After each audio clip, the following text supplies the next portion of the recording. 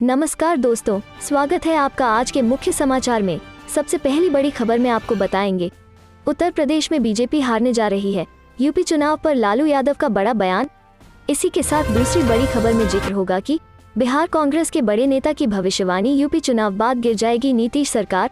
तीसरी बड़ी खबर में आपको बताएंगे कि चुनाव प्रचार समाप्त, 11 जिलों की 58 सीट पर 10 फरवरी को मतदान, 2.27 करोड़ मतदाता करेंगे वोट। सपा, भाजपा, कांग्रेस और बसपा में टक्कर। दोस्तों, हर एक खबर की गहराई में आपको ले जाएंगे, लेकिन उससे पहले अगर आपको भी ऐसा लगता है कि भाजपा की उल्टी गिनती शुरू हो चुकी है, तो आप अभी इस वीडियो को लाइक कीजिए और इस लाल बटन को दबाकर चैनल को सब्सक्राइब करके घंटी बजाइए और कमेंट में लिखिए जय हिंद। चलते हैं पहले खबर की तरफ। उत्तर प्रदेश में बीजेपी हारने जा रही है, यूपी चुनाव पर लालू यादव का बड़ा बयान। जी हाँ दोस्तों, आने वाले दिनों में देश के 5 राज्यों में मतदान की तारीख करीब आ रही है।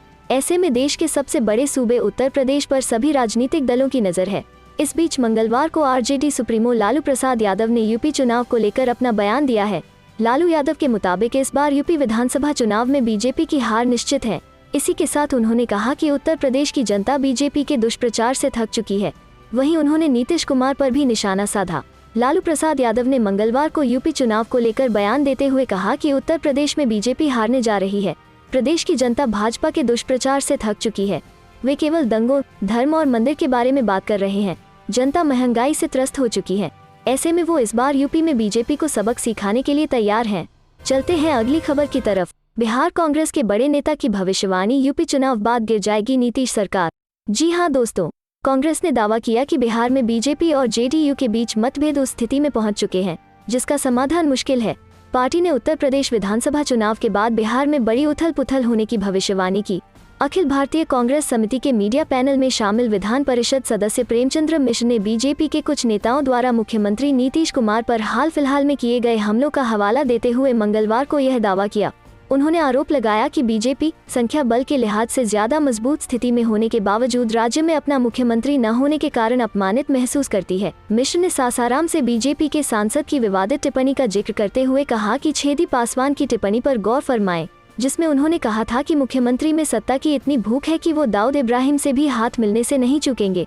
बता दें कि छेदी पासवान ने बिहार बीजेपी के अध्यक्ष संजय जायसवाल और जेडीयू के बीच विवाद को लेकर पत्रकारों के सवालों के जवाब में यह टिप्पणी की थी। वर्ष 2014 के लोकसभा चुनाव से ऐन पहले बीजेपी में शामिल होने वाले पासवान ने कहा था कि विधानसभा चुनाव में जेडीयू के निराशाजनक प्रदर्शन के बावजूद मुख्यमंत्री के रूप में वापसी करने में नीतीश कुमार की मदद करके उनकी पार्टी ने भूल की है। छेदी पासवान पहले जेडीयू के हिस्सा थे। वो नीतीश कुमार की कैबिनेट में मंत्री भी थे। हालांकि लोकसभा चुनाव में टिकट के लिए उनके नाम पर विचार न किए जाने के विरोध में उन्होंने इस्तीफा दे दिया था।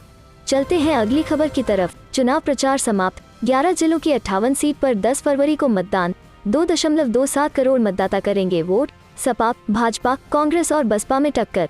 जी हाँ दोस्तों, उत्तर प्रदेश में विधानसभा चुनाव के पहले चरण का प्रचार आज समाप्त हो गया। पहले चरण में प्रदेश के 11 जिलों की 58 सीट पर 10 फरवरी को मतदान होगा। उत्तर प्रदेश की जिन 58 सीट पर पहले चरण में मतदान होगा, उनमें से 9 सुरक्षित सीट हैं। मतदान 10 फरवरी को सुबह 7 बजे शुरू होकर शाम 6 बजे तक चलेगा। इस चरण में शामली, मुजफ्फरनगर, मेरठ, बागपत, गाजियाबाद, हापुड़, गौतम बुद्ध नगर, बुलंदशहर, अलीगढ़, मथुरा तथा आगरा जिलों की विभिन्न सीट के लिए मतदान होगा। इस दौरान करीब 2,27,00,000 मतदाता अपने मताधिकार का प्रयोग कर सकेंगे। पिछली बार बीजेपी को 58 में से 53 सीटें मिली थी, जबकि समाजवादी पार्टी और बहुजन समाज पार्टी को 2-2 सीटें मिली थी और 1 सीट राष्ट्रीय लोक दल को मिली थी। चुनाव प्रचार के दौरान सभी राजनीतिक दलों ने अपनी पूरी ताकत लगाई। हालांकि कोविड-19 महामारी के मद्देनजर निर्वाचन आयोग द्वारा लगाई गई पाबंदियों के कारण ज्यादातर चुनाव प्रचार वर्चुअल माध्यम से हुआ। प्रधानमंत्री नरेंद्र मोदी ने भाजपा के चुनाव अभियान की अगुवाई करते हुए प्रदेश की डबल इंजन सरकार की उपलब्धियों का विस्तार से जिक्र किया और इस दौरान सपा रालोद का गठबंधन उनके मुख्य निशाने पर रहा। पहले चरण के चुनाव प्रचार के दौरान पश्चिमी उत्तर प्रदेश के कैराना से पलायन का मुद्दा भी हावी रहा। केंद्रीय गृह मंत्री अमित शाह ने इस मुद्दे को प्रमुखता से उठाया। इस दौरान उन्होंने मथुरा में घर घर जाकर प्रचार भी किया। उधर सपा अध्यक्ष अखिलेश यादव की अगुवाई में गठबंधन ने भी जमकर प्रचार किया।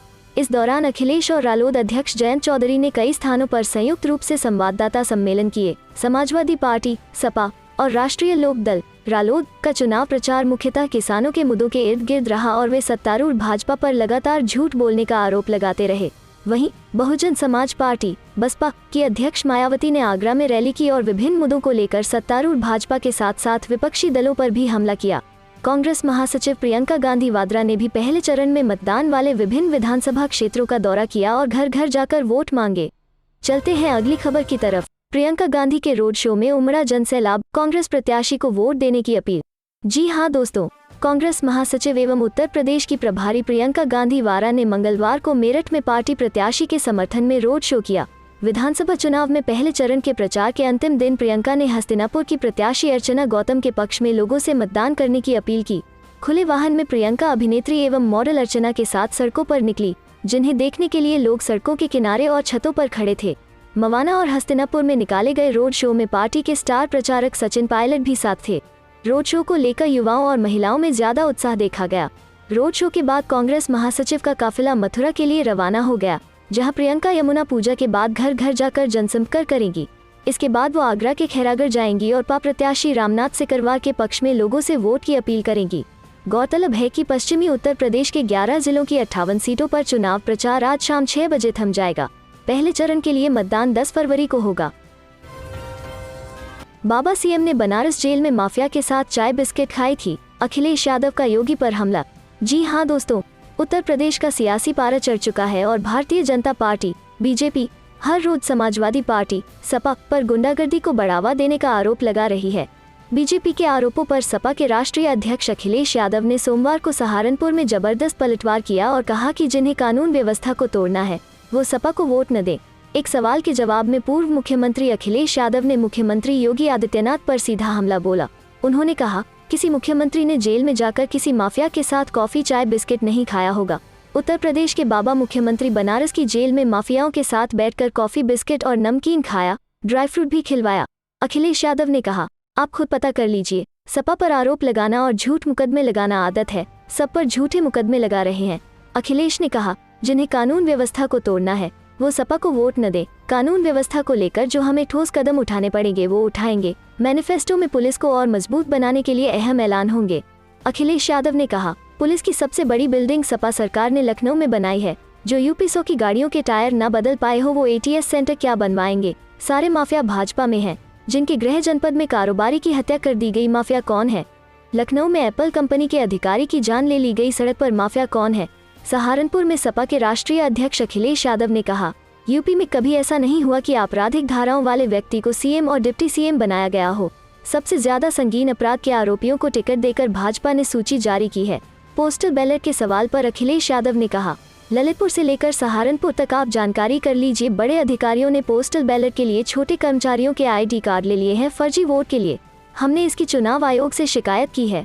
चलते हैं अगली खबर की तरफ। सांसद दीपेंद्र हुड्डा ने कांग्रेस प्रत्याशियों के लिए मांगे वोट, लखीमपुर कांड को लेकर भाजपा पर बरसे। जी हां दोस्तों, कांग्रेस के राज्यसभा सांसद दीपेंद्र सिंह हुड्डा ने सोमवार को आगरा के कागारौल में पार्टी प्रत्याशी रामनाथ सिकरवार के समर्थन में जनसभा को संबोधित किया। उन्होंने भाजपा को महंगाई, किसानों की अनदेखी पर घेरा। कहा कि इतनी महंगाई तो 70 सालों में कभी नहीं आई। दीपेंद्र हुड्डा ने श्री रफी अहमद किदवई स्मारक इंटर कॉलेज में सभा को संबोधित करते हुए कहा कि भाजपा सरकार में डीजल, पेट्रोल की कीमतें आसमान पहुंच गई हैं।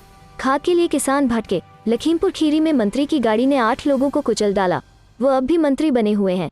राज्यसभा सांसद ने सवाल किया कि क्या यूपी को ऐसा ही शासन देना चाहते हैं। उन्होंने कहा कि भाजपा सरकार के घमंड को कुचलने का काम खैरागढ़ की जनता 10 फरवरी को करेगी, क्योंकि 1 साल तक चले किसान आंदोलन में 700 किसानों की जान गई है। जनता सब जानती है। चलते हैं अगली खबर की तरफ। AIMIM चीफ ने फिर ठुकराई Z कैटेगरी की सुरक्षा। असदुद्दीन ओवैसी ने गृह मंत्री अमित शाह को दिया ये जवाब। जी हां दोस्तों, AIMIM चीफ असदुद्दीन ओवैसी ने Z कैटेगरी की सुरक्षा लेने से इनकार कर दिया। केंद्रीय गृह मंत्री अमित शाह ने उनसे फिर यह सुरक्षा स्वीकार करने की अपील की थी, लेकिन ओवैसी ने इसे फिर से अस्वीकार कर दिया। हापुड़ में फायरिंग का शिकार होने के बाद गृह मंत्रालय ने उन्हें Z कैटेगरी की सिक्योरिटी ऑफर की थी। न्यूज एजेंसी ANI की रिपोर्ट के अनुसार लोकसभा सांसद असदुद्दीन ओवैसी ने कहा कि गृह मंत्री अमित शाह ने मुझसे Z कैटेगरी की सुरक्षा स्वीकार करने की अपील की है। मैं उनसे कहना चाहता हूं कि मेरी जान की कीमत उन 22 लोगों से ज्यादा नहीं है जो नागरिकता संशोधन कानून के विरोध में मारे गए थे। ओवैसी ने कहा, मेरे आसपास हथियारबंद लोग हों यह मैं पसंद नहीं करता हूं। मैं एक आज़ाद परिंदा हूं और खुलकर जीना चाहता हूं। दरअसल असदुद्दीन ओवैसी का यह बयान गृह मंत्री अमित शाह के बयान के कुछ घंटे बाद आया है। जब केंद्रीय गृह मंत्री ने राज्यसभा में कहा कि असदुद्दीन ओवैसी पर हुए हमले की जांच जारी है और मैं उनसे केंद्र सरकार द्वारा उपलब्ध कराई जाने वाली सिक्योरिटी स्वीकार करने का अनुरोध करता हूं।